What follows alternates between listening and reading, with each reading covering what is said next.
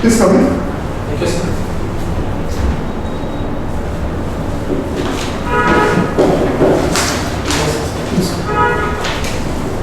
Awesome. Thank you, sir. Just put on that mic and just clip it onto your. Just clip it onto your collar.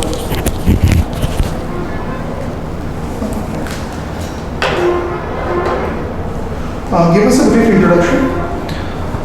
Sir, my name is Akash and I am from Bhubaneswar. I have completed my bachelor in technology from Veer Surendra Sai University of Technology, Burla, in electrical engineering in the year 2014. Then after I worked in Larsen & Toubro from 2014 to 2017, and then after I am into the civil service preparation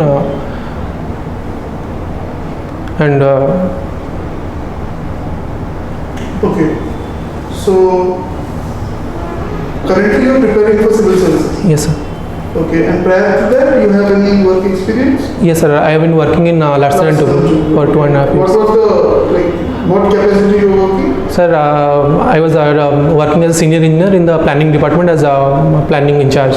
And I've been posted in the Deen Dayal Upadhyaya Gramin Jyoti Yojana, the DDUGY, which was erstwhile known as RGGY project, and posted in Lakhimpur Kheri district in UP, near UP. Yes. So how long have you stayed in Uttar Pradesh? Sir, for 2.5 years. 2.5 years? Yes, sir. Okay.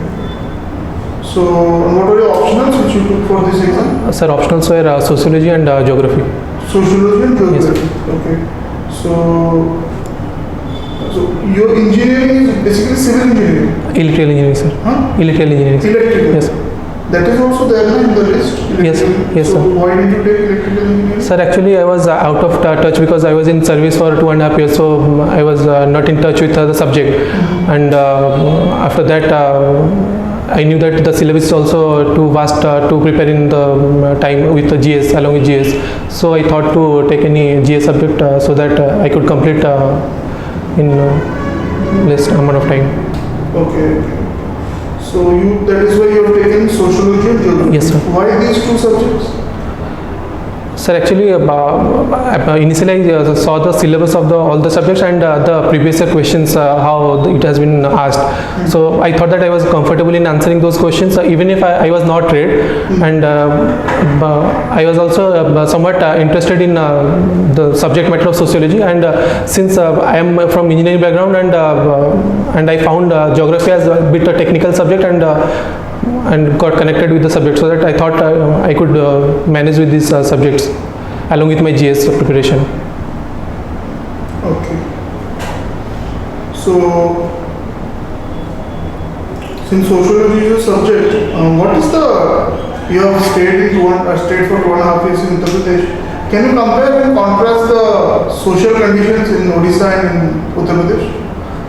Sir, what I saw is that actually mainly I was staying in Bhubaneswar only. So what I found there was the real village. What I saw first time was there in UP only, because I never expected that the villages are in such a remote condition, in where about after 70 years of independence also electricity has not reached in those places. So that I found a bit strange to find that many villages are still unelectrified there, and the level of standard of living and of people also there, I found it a bit below the standard of living standard. Okay. Especially since you have taken sociology as your optional, tell me something comparative dimension of caste in Uttar Pradesh and in Odisha. Role of caste in day-to-day life. Did you find it more in Uttar Pradesh or less than Odisha, or it was almost same? Sir, in that way I didn't found it that much, but what I saw is that there, since I was living in a village area there, so I found that caste affinity is a bit more, because since here I am living in Bhubaneswar only, so that much the impact of caste I am not able to find here. It may be there in the interior of Odisha, maybe I am not aware of that, but since I was there living in a village, so I found that caste affinity it is stronger there. but maybe it may be there in the villages of Odisha also, that I am not actually practically aware of that. Okay. And your home district? Khordha only, sir. Khordha. Yes. Why is Khordha famous? Sir, Khordha mainly, if we see, it is famous for the capital city Bhubaneswar, which is known as the temple city. The famous among them is the Lingaraj temple, Tesar temple and all. And the Chilika lake is also in part of it is in Khordha district. And we have also the Ugratara temple in Khordha, and the Taptapani, what we find the hotspot in Khordha also. Okay. So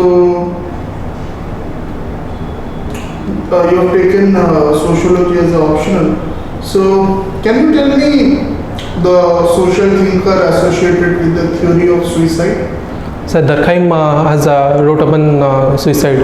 And whom does he basically, say that or put the responsibility on which institution that for that a person commits suicide? So the organizational structure of the society is mainly responsible for the integration and regulation, the two factors on which he talked about the rate of suicide in a society. And what was the classification of suicide which he gave? How many types? So he gave 4 types of suicides according to the high and low level of integration and regulation. Those are altruistic, egoistic,